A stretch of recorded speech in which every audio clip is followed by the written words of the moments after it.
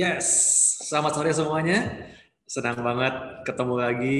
Semoga semua dalam keadaan sehat, segar, kuat, semangat seperti kata teman saya Jason. Oke. Tepat jam 6.05 kita bakal mulai Me and My Bible kita hari ini. Dan hari ini kita bakal melanjutkan pembahasan Matius pasal 26 ya, yang kita hentikan di tengah jalan minggu lalu, mengingat pasal ini adalah pasal yang cukup panjang. Oke, boleh tim multimedia bantu saya buat putar slide-nya, slide, apa namanya itu, PowerPoint-nya ya. Oke.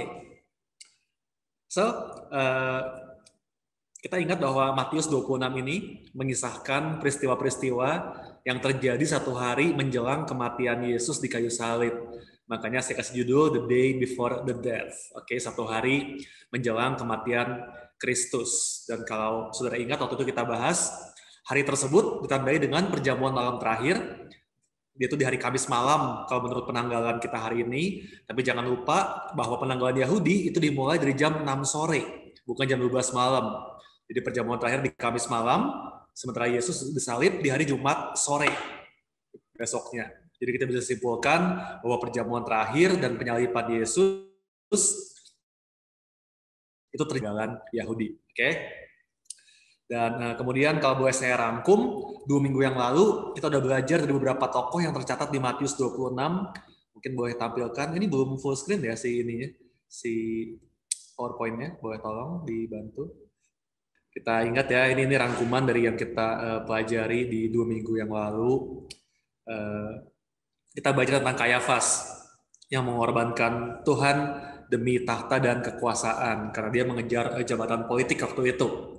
Kita juga belajar tentang Yudas Iskariot yang mengorbankan Tuhan demi harta dan kekayaan. Berapa banyak dari kita hari-hari ini yang tanpa sadar juga menukar Tuhan dengan berbagai kepentingan kita, entah itu uang, pekerjaan, bahkan keluarga kita. Jadi ada banyak wujud harta yang seringkali lebih kita prioritaskan daripada Tuhan dalam hidup ini. Hati-hati. Kemudian tokoh ketiga yang kita pelajari adalah Maria, saudari Marta dan Lazarus, yang justru melakukan sebaliknya. Ia mengorbankan hartanya yang paling berharga, minyak wangi senilai 300 dinar, demi cintanya pada Yesus. It's an extravagant worship, betul ya.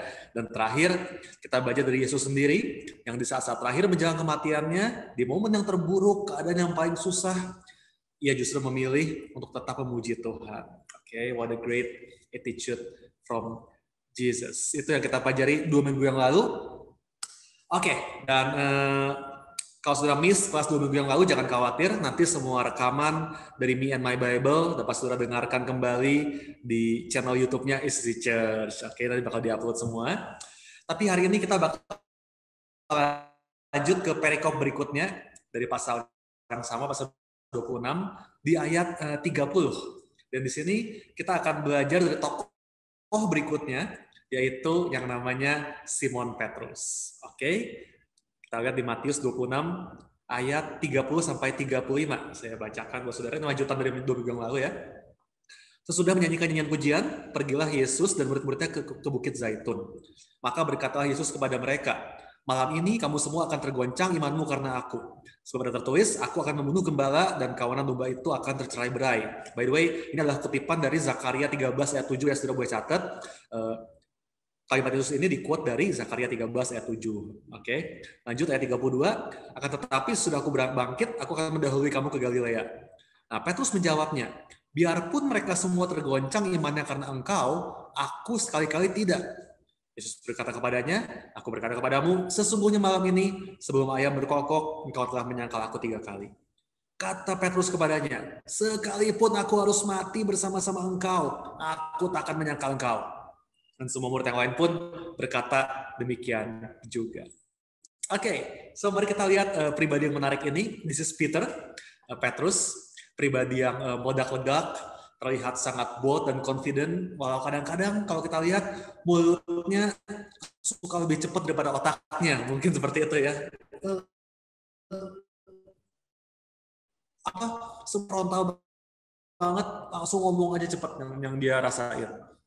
Dan kita lihat di sini, Petrus dengan segala keberanian menyangkal Yesus. Yang lain boleh tinggalin kau, aku nggak akan. Yesus waktu dengar Petrus ngomong gitu cuma senyum-senyum aja gitu ya. Thank you bro, kata Yesus. Tapi lihat ntar ya, sebelum ayam berkokok, aku bakal menyangkal gue 3 kali, kata Yesus. Wah, Petrus dibilangin gitu makin tersinggung egonya kan. Wah, makin gak terima. Enggak Tuhan, gak mungkin. Walau harus mati sekalian, aku gak bakal menyangkal engkau. Jadi Petrus berkekeh, dia bersikeras sama pendiriannya. Dan menarik banget di kalimat terakhir, di ayat 35, itu yang saya highlight di layar saudara, dibilang semua murid yang lain pun berkata demikian juga. Nah ini menarik buat saya. Dia ternyata di tengah gede omongnya Petrus, yang kita tahu nanti dia bakal beneran menyangkal Yesus ya, tapi saya bisa lihat bahwa he was already a leader. Dia udah seorang pemimpin. Lewat perkataannya, Petrus berhasil menginspirasi murid-murid yang lain untuk mengambil keputusan yang sama. And that's what a leader does, right? Itu yang dilakukan seorang pemimpin. Kenapa di tengah pandemi ini, waktu vaksin baru masuk ke Indo, yang divaksin duluan, kalau sudah lihat, adalah presiden dan para pejabat, ya nggak sih? Karena apa yang dilakukan pemimpin akan menginspirasi pengikutnya. Kalau presidennya nggak duluan, rakyat mana berani? Oh, nanti kita jadi percobaan dong kalau gitu. Mau nggak pemimpinnya duluan? Nah, makanya presiden disuntik duluan, baru kemudian vaksin disebar ke masyarakat. Karena itu yang bakal menginspirasi rakyat buat mengikuti, ya nggak sih? Nah sama. Kita lihat di kasus ini, Petrus dengan semangatnya ternyata berhasil menginspirasi semua murid yang lain. Buat sama-sama bilang, iya kita juga mau membela Yesus. Oke. Dia yang kita bakal lihat. Tapi jadi ini penting banget soal pemimpinnya nih. Kalau pemimpinnya galau, baperan, negatif gitu ya, maka jangan heran kalau nanti orang-orang di bawahnya juga bakal begitu. Sementara kalau pemimpinnya positif, bersemangat gitu ya, orang-orang di bawahnya nanti bakal termotivasi buat ikutan semangat seperti dalam kasus Petrus ini. So, saya yakin di dalam hatinya Yesus tuh mikir gini kayaknya. Wah, boleh juga nih si Petrus. Nggak salah lah gue milih dia jadi pemimpin gereja. Ya oke lah, agak gede omong dikit, tapi itu bisa berubah lah. Yang penting dia bisa bawa pengaruh positif buat orang lain. He is a good leader.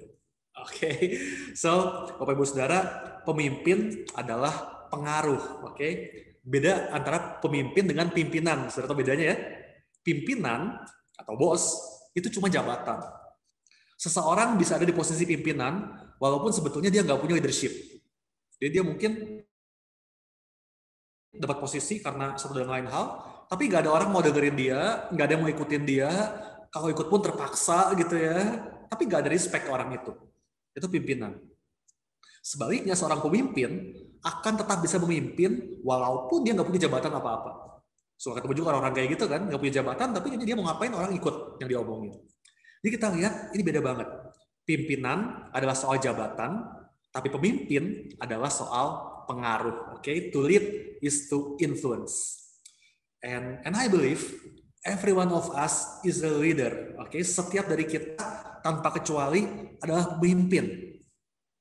Engkau mungkin pemimpin di bisnismu, engkau mungkin pemimpin di keluargamu, pemimpin atas anak-anakmu, engkau mungkin pemimpin di homestyle-mu, engkau mungkin pemimpin di komunitasmu, di kampusmu, bahkan kalau mungkin kau hari ini mahasiswa, single, introvert pula, gak banyak temen gitu ya, engkau tetap adalah pemimpin atas dirimu sendiri, gitu. Karena engkau adalah pemimpin dari emosimu, pemimpin atas perkataanmu, pemimpin dari cara berpikirmu. Kalau engkau nggak bisa memimpin emosimu, maka engkau akan diperintah oleh emosimu. Dan itu bahaya banget kan. So, kita lihat, every one of us is a leader. Tanpa kecuali, semua dari kita adalah pemimpin, and to lead is to influence. Saat engkau memimpin, pengaruh apa yang engkau berikan kepada bisnismu, kepada keluargamu, kepada komunitasmu, atau bahkan kepada dirimu sendiri? Pengaruh apa yang kau kasih? Mari pastikan kita selalu membawa kepemimpinan yang positif. Amin. Amin. Oke. Kita lanjut ya. Lanjut. Nah, setelah percakapan ini, lalu Yesus dan murid-muridnya pergi ke taman yang disebut dengan Taman Getsemani. Kita di ayat 36.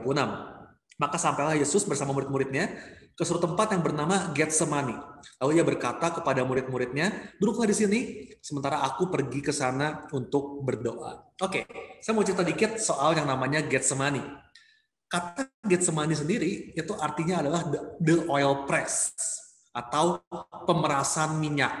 Oke, tempat pemerasan minyak. Dan kalau saudara baca sejarahnya, Taman Getsemani ini adalah tempat Yesus biasa berdoa, terletak di kaki Bukit Zaitun. Sesuai namanya, Bukit Zaitun sendiri itu memang adalah tempat produksi minyak zaitun ya, namanya juga Bukit Zaitun. Jadi di bukit ini, disinilah tanaman zaitun itu akan diperas dan kemudian diekstrak minyaknya oleh para masyarakat di sana. Nah, minyak zaitun sendiri ini merupakan minyak yang sangat multiguna di zaman itu terutama ya. Jadi serbaguna. Orang pakai minyak zaitun buat bikin bumbu masak, buat kosmetik, buat obat-obatan, buat sabun, dan banyak pokoknya kegunaan lainnya ini semua pakai minyak zaitun. Jadi manfaatnya banyak sekali. Oke? Nah, dalam kekristenan kita tahu bahwa kalau kita baca dalam kitab kata minyak itu selalu merupakan perlambangan dari Roh Kudus, betul ya? And this is beautiful. Saya tulis dengan saudara. You see that just as the olives were crushed in Gethsemane, so that the oil can so that the Holy Spirit can be poured out for the benefit of many.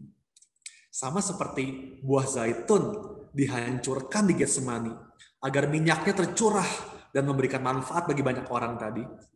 Demikian pula Yesus, dia dihancurkan di Getsemani agar Roh Kudus bisa tercurah dan memberikan kuasa bagi kita hari ini, orang-orang yang percaya, agar kita bisa melakukan banyak hal.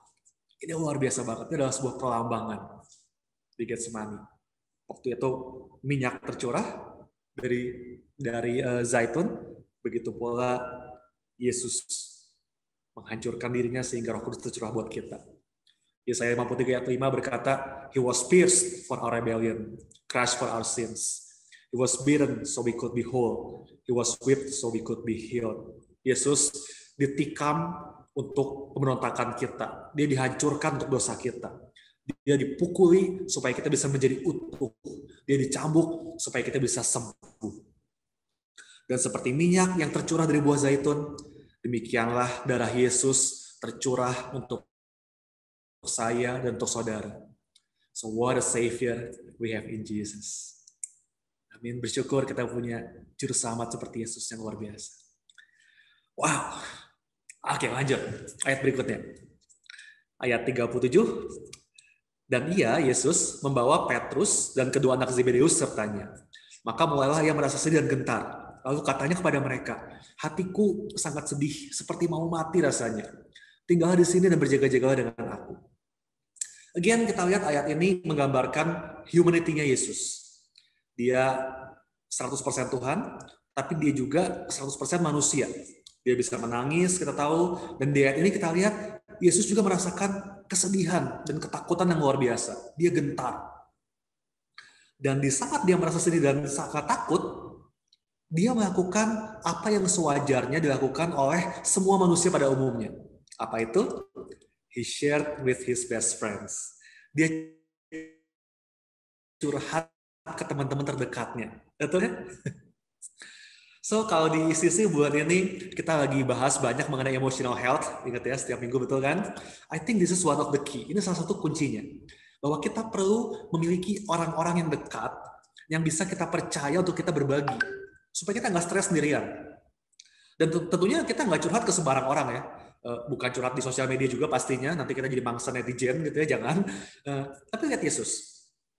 Ingat bahwa Yesus punya ribuan orang yang mengikutinya kemana-mana, betul ya?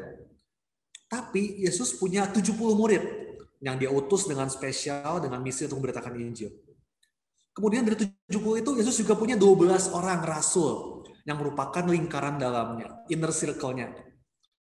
Dan dari 12 rasul itu, hanya 3 orang yang menjadi sahabat terdekatnya, yaitu Petrus dan 2 anak Zebedeus, yaitu Yakobus dan Yohanes. Hanya 3 orang ini yang Yesus ceritain perasaan terdalamnya, kesedihan yang paling dalam dicurhatin sama Yesus. So this is very important for our emotional health, oke? Memiliki tempat untuk bercerita dan berbagi. Karena kita nggak bisa curhat ke semua orang, betul ya? Jangan salah, berteman itu jelas harus dengan sebanyak mungkin orang, sama semua orang boleh, sama siapa aja. Jangan pilih-pilih kalau cari teman. Tapi kita perlu hati-hati dengan inner circle kita. Orang-orang terdekat yang kita percayakan hal-hal yang paling dalam di hati kita. Itu nggak semua orang. So make sure you have those kind of friends, okay? Kalau sudah menikah, pastikan best friendmu adalah pasanganmu. Okay? Kalau di luar itu, kalau belum, mungkin bapak rohanimu, mungkin teman honselmu, yang pasti orang yang akan tetap menerima engkau apapun keadaanmu. Dan bisa kasih masukan atau sekedar ngasih semangat yang positif juga pasti. Amsal 17 bilang, a dear friend will love you no matter what, and a family together through all kinds of trouble. Oke, seorang sahabat dibilang akan menaruh kasih setiap waktu. No matter what, apapun terjadi, bakal ada dan tetap stick together, tetap menemani, tetap menerima engkau apapun keadaanmu, melewati setiap permasalahanmu. Mari pastikan saudara punya teman-teman seperti itu, punya homesel, punya bapak rohani yang selalu bisa menjadi tempat saudara berbagi. Supaya kita punya emotional health terjaga, kita nggak stres sendirian, kita bisa share seperti Yesus. Even Yesus ketika dia sebagai manusia, dia kasih contoh bahwa dia pun share ke orang-orang terdekatnya. Oke, setuju ya? Setuju? Oke, kita lihat lagi ayat berikutnya lagi. Ayat 39. Dia tadi, habis dia bawa Yakobus, Yohanes, sama Petrus, maka ia maju sedikit, Yesus lalu sujud dan berdoa, katanya, ya Bapakku, jikalau sekiranya mungkin, biarlah cawan ini lalu daripada aku. Tapi janganlah seperti yang aku kehendaki, melainkan seperti yang engkau kehendaki. Nah, this is also a good thing. Ini juga bagus. Tadi, lihat ya, Yesus udah bawa 3 orang terdekatnya. Betul ya? Petrus, Yakobus, Yohanes. Dia curhat sama mereka. Dia minta mereka temenin dia untuk berjaga-jaga bareng-bareng. Time, akan ada waktu di mana orang-orang terdekat kita pun nggak bisa kita andalkan. Because they are human too. Ya nggak sih? Mereka juga manusia.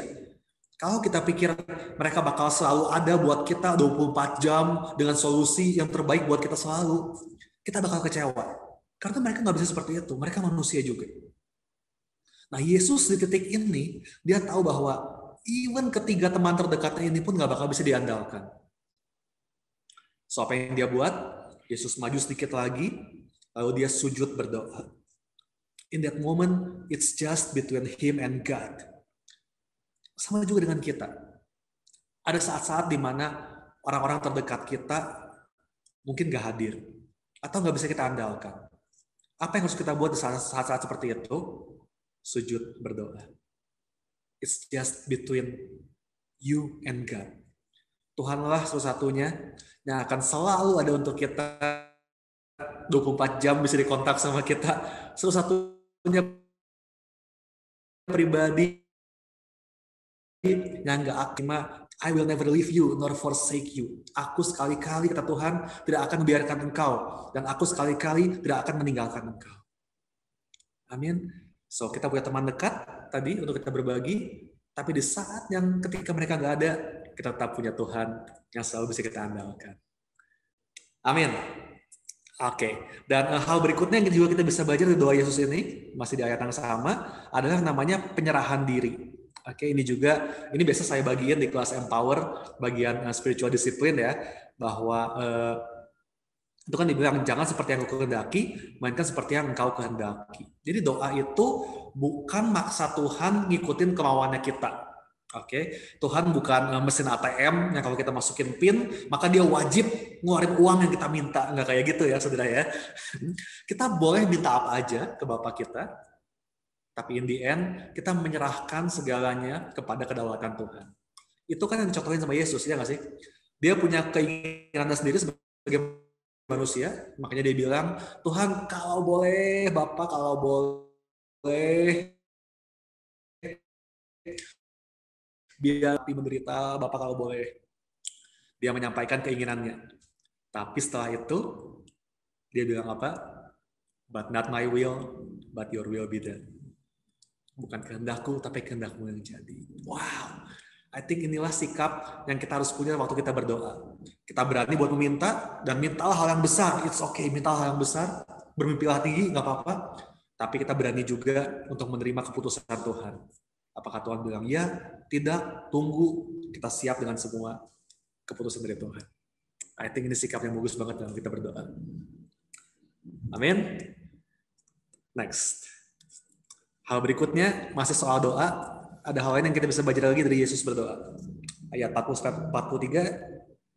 Setelah itu ia kembali kepada murid-muridnya dan mendapati mereka sedang tidur. Ya elah. Dan dia berkata kepada Petrus, tidakkah kamu sanggup berjaga-jaga 1 jam dengan aku? Berjaga-jaga dan berdoalah, supaya kamu jangan jatuh ke dalam pencobaan.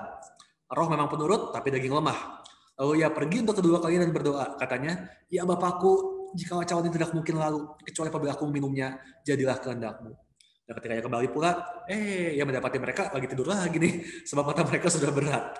Ia membiarkan mereka di situ, lalu pergi dan berdoa untuk ketiga kalinya.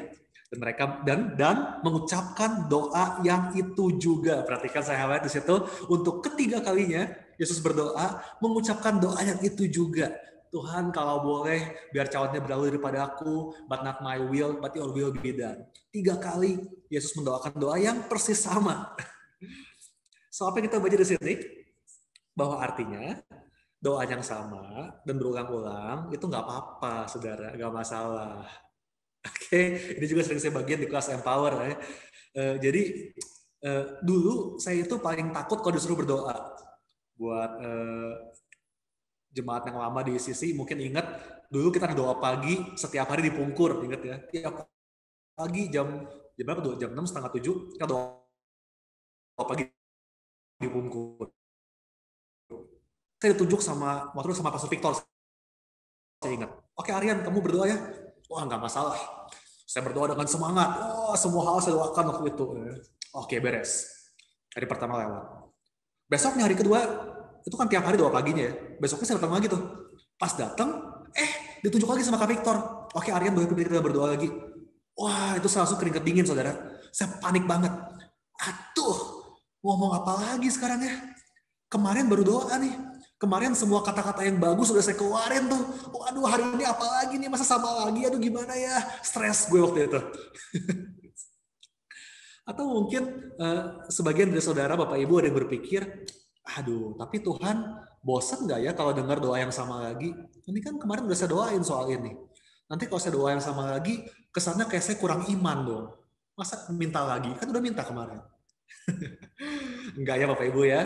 Dari kisah Yesus ini kita belajar bahwa ternyata doa yang sama itu nggak apa-apa banget. Oke, makanya kita sering dengar ada orang bilang istilah doa adalah nafas hidup orang Kristen. Suka dengar ya? Nah, yang namanya nafas, coba nafas kita yuk tarik nafas, hembuskan. Tarik nafas lagi, hembuskan. Sekali lagi tarik nafas, hembuskan. Oke, 3 kali nafas, saudara. Apa yang beda dari nafas pertama, kedua, ketiga? Apa yang beda? Nggak ada. Betul? Nafas pertama, kedua, ketiga, ya gitu-gitu aja. Nggak ada yang mikir, aduh, tadi nafas yang pertama udah pakai gaya begini nih. Kayaknya nafas yang kedua harus ganti gaya nih, kalau nggak bosan nanti. Ada yang mikir gitu, saudara? Nggak ada ya? Namanya nafas ya gitu aja. Emang gitu. Kan sama juga biarin. Nggak dipikirin sama kita beda atau sama. Kita bernafas supaya tetap hidup. Betul ya? Nah, berdoa adalah nafas hidup kita secara rohani. So kita nggak perlu pusingin soal permintaan yang sama terus-terusan. Natural aja kayak nafas. Kalau emang kita kepikiran, Tuhan ingetin itu, sebutin aja. Mau sama lagi, biarin nggak masalah. Oke? Jadi nggak perlu takut dengan doa yang sama. Karena ingat, the purpose of my prayer is not to remind God of His promises. It's to remind me of His promises. Ada amin. Doa bukan buat mengingatkan Tuhan akan janjinya, karena Tuhan nggak pernah lupa, gitu kan? Tuhan ingat ya udah janji mau berkatin gue ya. Tuhan nggak bakal lupa kok anyway. Justru doa adalah mengingatkan kita akan janji Tuhan. Waktu kita mengulang doa yang sama, kita memperkatakan permohonan yang sama, itu bukan lagi ngingetin Tuhan, itu lagi mengingatkan diri kita bahwa Tuhanku setia, dia bakal tepati janjinya. So, selama doa itu belum dijawab, maka saya bakal terus mendoakan hal itu. Saya akan terus mengetok sampai pintu dibukakan bagi saya. Amin. So, I think ini juga sikap yang perlu kita juga dalam berdoa. Ini gak usah pusingin, sama lagi biarin. Kalau pintu dibukakan, doain terus sampai kita mendapatkan jawaban Tuhan. Oke. Itu soal doa ya. Semoga bisa ditangkap.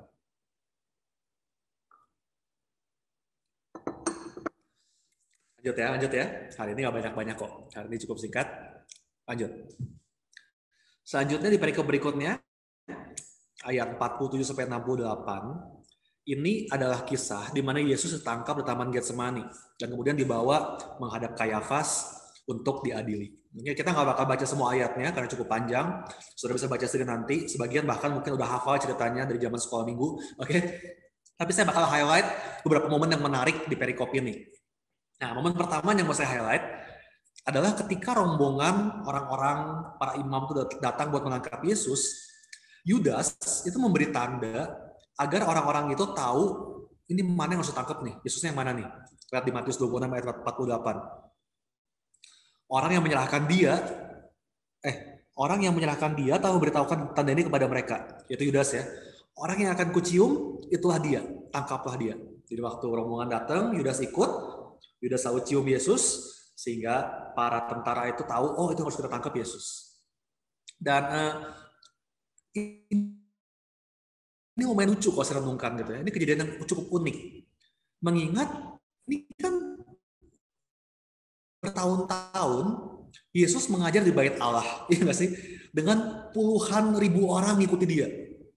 Tapi nyatanya ini tetap ada aja orang-orang yang nggak tahu Yesus itu yang mana. Sampai-sampai Yudas harus ngasih tanda lewat ciumannya. Kan lucu ya? Kirain semua orang udah kenal, ternyata enggak juga gitu kan. Nah, hari ini pun sama gitu. Kita pikir semua orang udah tahu Yesus. Sampai kita bingung kalau disuruh ajakin teman ke gereja, aduh ajakin siapa ya? Kayak semua orang udah tahu lah Yesus lah, semua kayak udah tahu, udah nggak perlu lagi. Well, that's not true. Orang-orang di luar sana, mereka mungkin udah pernah dengar tentang Yesus. Oh iya, Yesus Tuhan orang Kristen, tahulah. Tapi kemungkinan mereka belum pernah benar-benar kenal seperti apa Yesus itu. Dan disitulah kita perlu ceritain pada mereka seperti apa Yesus sebenarnya. Mungkin mereka cuma dengar doang kayak para tentara ini gitu. Oh Yesus, oke Yesus, tapi yang mana orangnya sih? Masih nggak tahu sampai harus dikasih tanda lagi. Nah, sama. Teman-teman kita di luar sana, mereka mungkin pernah dengar soal Yesus, tapi belum benar-benar kenal seperti apa Yesus yang kita alami. Nah, tugas kita sebagai orang Kristen adalah memperkenalkan Yesus yang real, Yesus yang nyata buat mereka. Oke? Dan hal lain yang menarik dari bagian ini, kalau sampai para tentara ini kesulitan buat tahu Yesus yang mana, artinya satu. Artinya ketika itu, Yesus berpenampilan sangat normal. Iya nggak sih? Seperti orang-orang yang lainnya. Mirip semua tuh, bajunya mirip-mirip semua. Jadi orang bingung Yesus yang mana. Yesus nggak nyentrik sendiri gitu ya, pakai jubah mewah gitu ya. Atau mungkin dia melayang, kakinya nggak napak ke tanah gitu ya. Jadi orang langsung tahu, itu tuh dewanya tuh di tengah tuh gitu kan. Enggak. Yesus kayak orang lain aja gitu.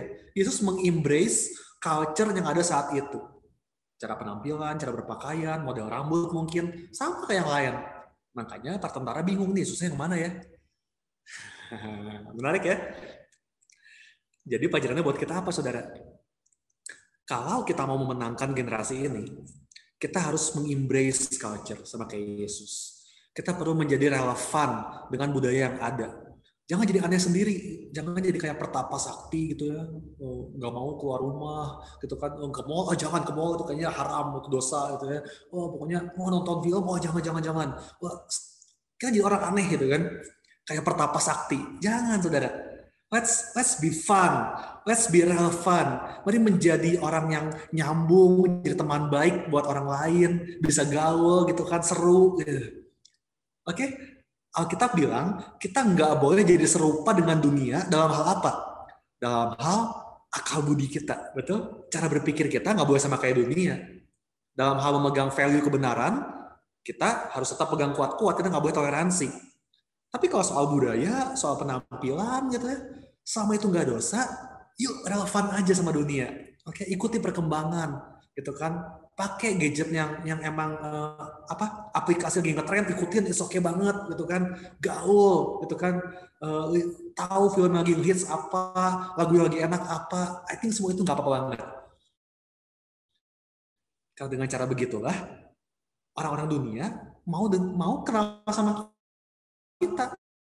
Kalau kita juga, iya apa sih nih orang, malas dengerin dia gitu kan. Nah, kita perlu nyambung, oke? Mari kita nyambung sama sama dunia di luar sana supaya kita bisa menyampaikan Yesus ke mereka. Oke, itu hal yang saya belajar dari kisah ini.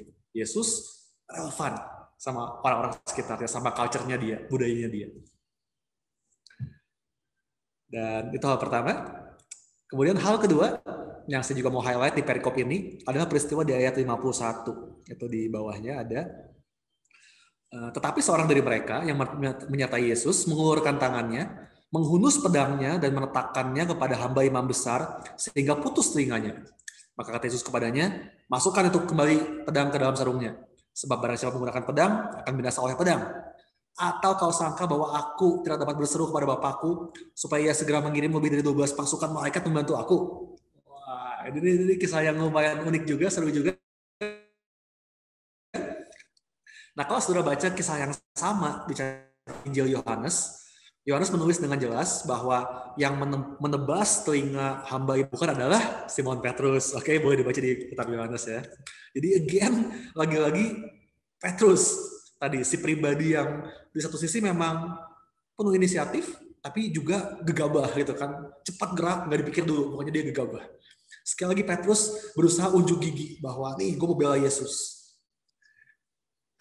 Tapi kita lihat di ayat 52 dan 53, kan dibilang apa? Yesus, dia nggak perlu dibela.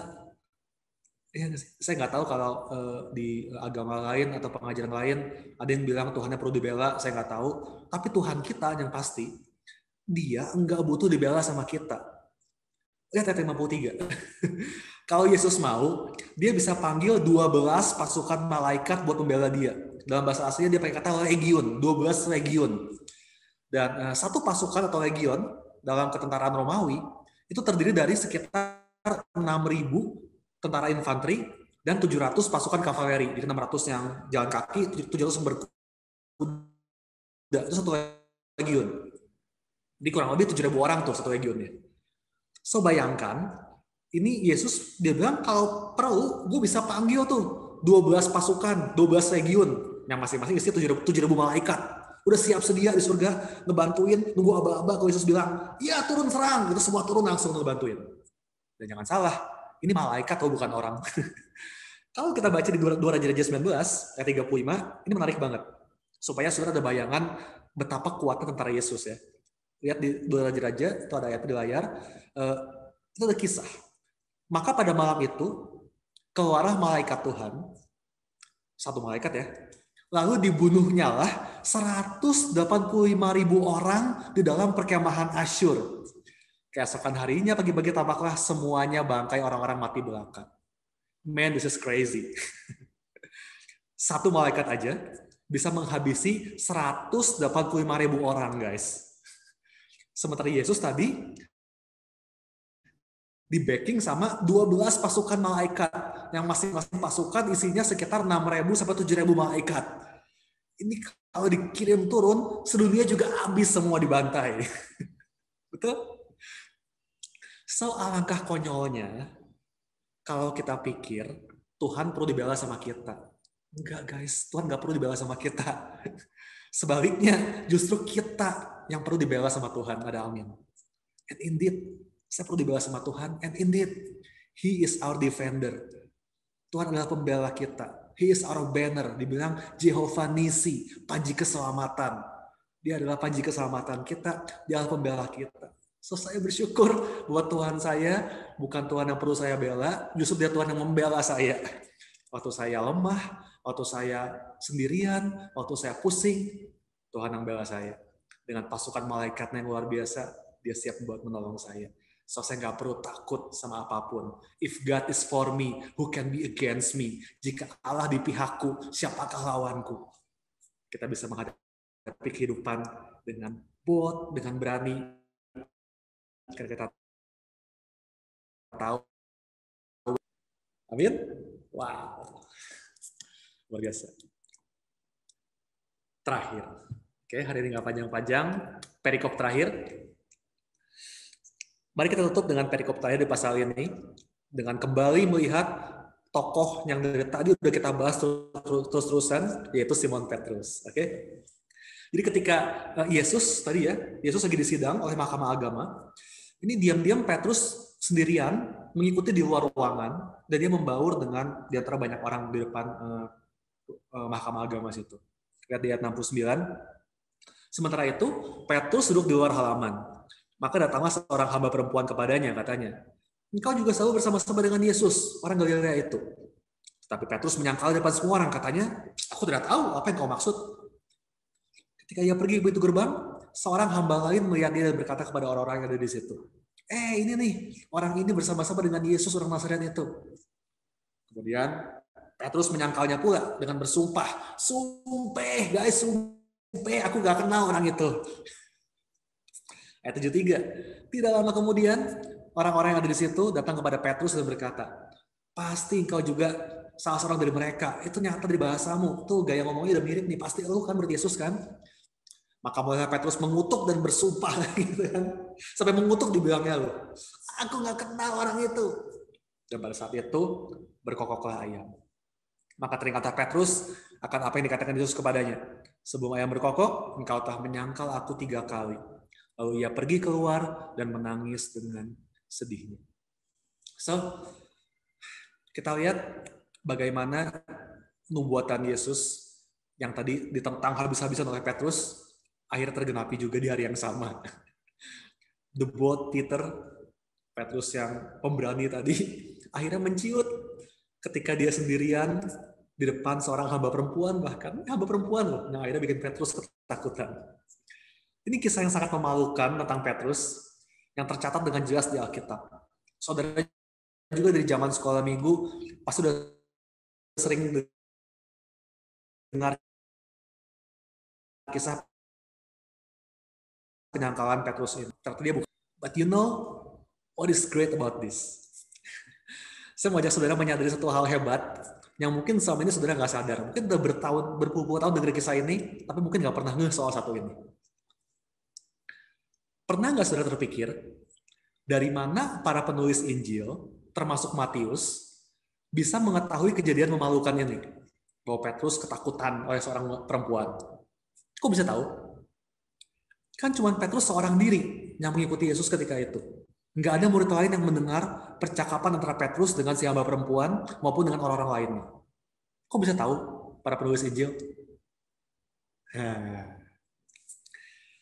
Satu-satunya jawaban yang mungkin adalah bahwa kisah ini diceritakan kembali oleh Petrus sendiri. Udah pasti kayak gitu, nggak ada kemungkinan lain. Jadi ketika Injil ditulis, Injil Markus itu ditulis dari sudut pandang Petrus. Karena Markus selalu menemani Petrus dalam pelayanannya dan menjadi juru tulisnya Petrus. Jadi semua yang dialami dan diceritakan oleh Petrus itu ditulis oleh Markus. So, kita lihat bahwa ternyata peristiwa penyangkalan ini mengubah Petrus. Sejak awal dia seorang leader, kita tahu, tapi tadi ya dia punya kelemahan yaitu sombong, gede omong, besar mulut. Tapi pengalamannya ini mengubahnya menjadi pribadi yang humble, yang rendah hati. Dan dia membagikan kisah ini yang merupakan pelajaran berharga buat dia. I think ini luar biasa. So this story is not a story of failure. Ini bukan kisah kegagalan. It's a story of grace. Diceritakan oleh seorang Petrus, seseorang yang mengalami kegagalan, namun menemukan kesempatan keduanya dalam Tuhan. This is not a story about a coward. Ini bukan kisah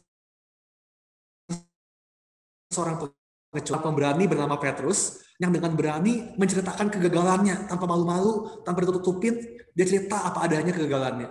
Sehingga dicatat oleh Matius, Markus, dan rekan-rekan yang lain sampai hari ini kita bisa dengar. So, it takes boldness, dibutuhkan keberanian buat kita menceritakan kegagalan kita. Nyeritain hal yang bagus, nggak perlu keberanian. Semua orang bangga, bisa disombongin. Tapi maukah kita cerita keburukan kita, hal yang kita gumulkan, supaya itu bisa membantu orang lain? I think hanya orang pemberani aja yang bisa cerita kayak gitu. So, Bapak Ibu Saudara, we can be like Peter. Kita bisa jadi kayak Petrus. Kita nggak perlu jadi pribadi yang sempurna, pemimpin yang sempurna. Enggak. Tuhan nggak cari itu kok. Tuhan nggak mencari bejana emas. Tuhan mencari bejana tanah liat yang mau dihancurkan dan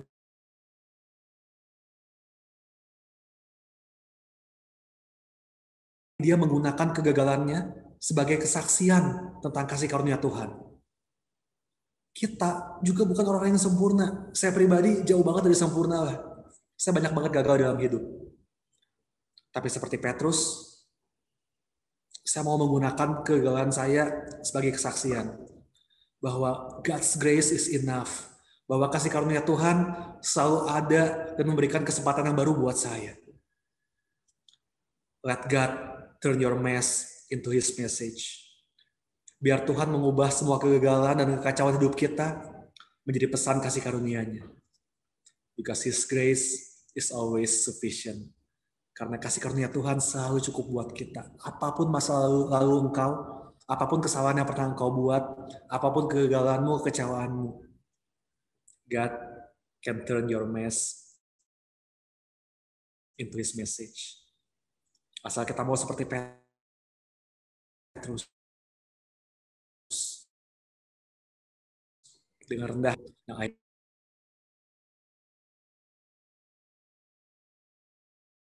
Tuhan, terima kasih buat malam hari ini, kelas yang mungkin singkat, tapi biar Roh Kudus terus bicara kepada setiap hati Bapak Ibu Saudaraku yang mendengarkan acara ini hari ini. Kami bersyukur Tuhan untuk Yesus yang dihancurkan di Getsemani, sehingga kami bisa menikmati kehidupan yang penuh dengan kuasa hari ini. Terima kasih buat dari Yesus yang tercurah, sehingga hari ini kami bisa menikmati banyak manfaatnya, bisa beroleh keselamatan, bahkan kehidupan yang berkelimpahan. Biar kami menjadi pemimpin yang bold. Hamba berdoa setiap dari kami, meskipun cuma memimpin anak-anak kami, mungkin ibu rumah tangga memimpin anaknya, mungkin bos perusahaan kecil yang cuma karyawan 2-3 orang, atau mungkin pabrik besar yang karyawan 300 orang, atau mungkin bahkan hanya memimpin diri kami sendiri. Tapi biar kami semua menjadi Bapak Tuhan bisa pakai kegagalan kami menjadi pesannya Tuhan. Biar hidup kami menjadi surat yang terbuka seperti Petrus. Biar orang-orang di luar sana bisa membaca hidup kami yang real apa adanya, nggak munafik, nggak dibuat-buat. Tapi orang bisa melihat bahwa grace, kasih karunia Tuhan tercurah dalam hidup kami. Bahwa kami ada hari ini karena Tuhan yang mampukan kami.